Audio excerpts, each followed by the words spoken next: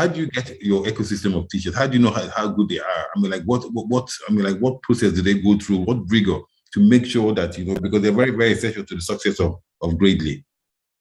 Yes. So in terms of the school, right, we started with the schools, and data was our biggest pitch to the schools. Is the schools have teachers, and they don't even know how to say that this teacher is better than another teacher. They don't even have a system to figure that out. But we can with our system, right? And so we're able to give data and give it in a more real-time way.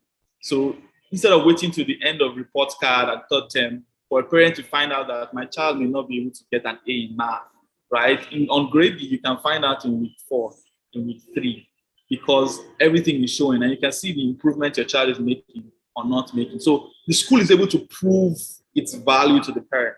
And we think that in the future, schools will differentiate themselves on their ability to improve academic performance, right? So school parents come to schools, and actually we've done a survey, one of my startups that I invested in, they did a survey of 800 parents. And that survey says that parents chose schools because of facilities and what they heard. So I heard about this school, they're very, very good school. My friend went there and things like that. Yeah. But they remove children from schools at least once in 3 years because of academic performance.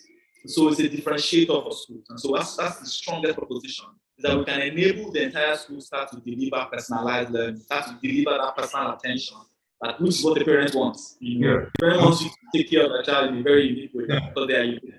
To answer the second question about how we select tutors, the first thing we do is that we give them a very hard test, a test for really high flyers within that type of knowledge field, right? So a mathematics test that you have to really be good in math to be able to answer. And so 95% of teachers don't even pass the test. So it's essentially, it limits. So we are talking to be 5%. And then the next stage is the interview stage. And post the interview stage, interviews with experienced tutors. So we have like an advisory board of teachers, the best teachers in some of the best schools right? And we also have understanding of online teaching, how that's different from just typical physical teaching. So they interview the teachers for their ability to communicate, to their expression, their ability to pass knowledge on. And some of them then fail there. And then the last stage is that we now use the platform itself. So during the onboarding, we link you to an actual school, actual students. And based on how you teach that student, if the student improves in his practice afterwards, we can tell that your teaching made an impact. Almost instantly, we can tell. We do 1 hour with the child on what problems, an angle of elevation. And I give him a question, angle of elevation, what problem? And he doesn't do as well as, he does just exactly like he did last time before your class. And your class did not work, right? So it's so simple.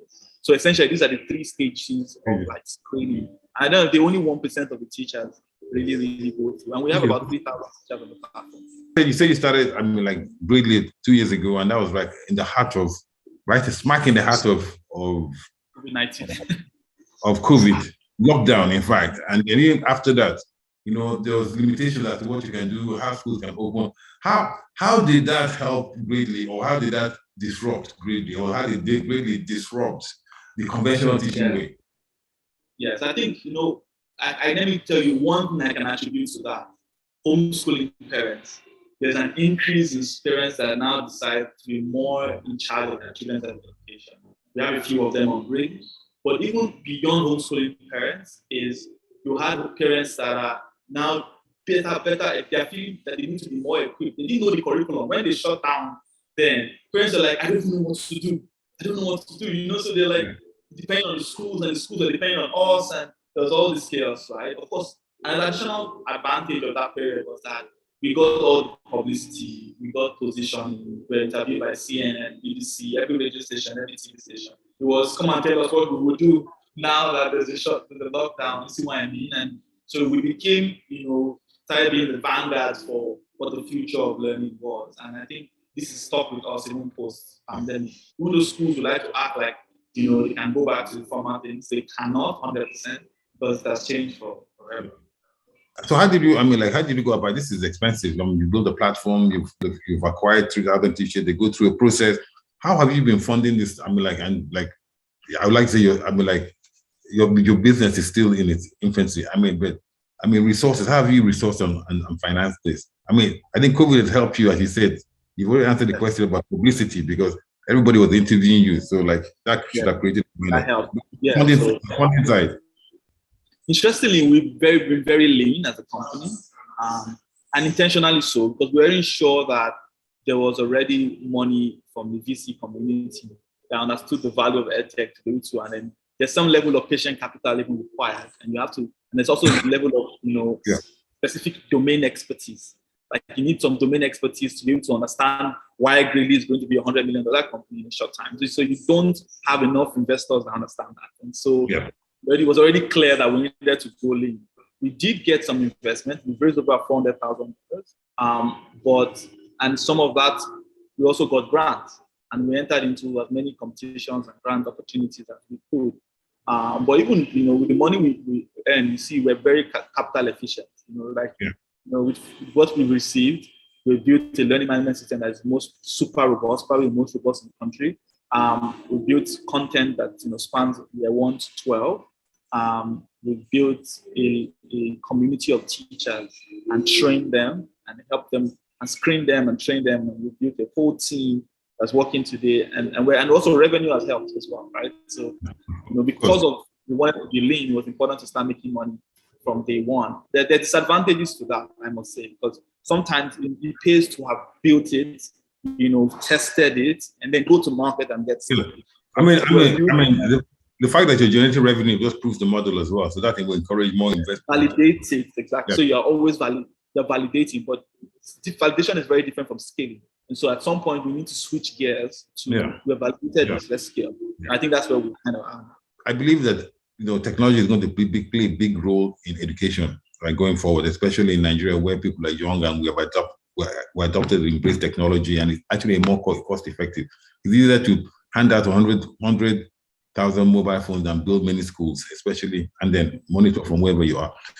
But education is not just about maths and English. I always say education is also about interaction, networking, understanding people, understanding the diverse group, understanding sports as well. Sports is part of that whole team building and reinforces that maths and English.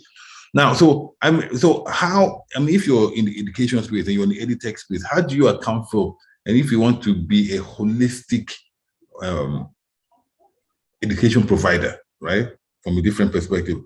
How do you think it's going to play out in the end? How are you going to close that other gap that physical schools have, which is that physical interaction, but we're social, human beings are social.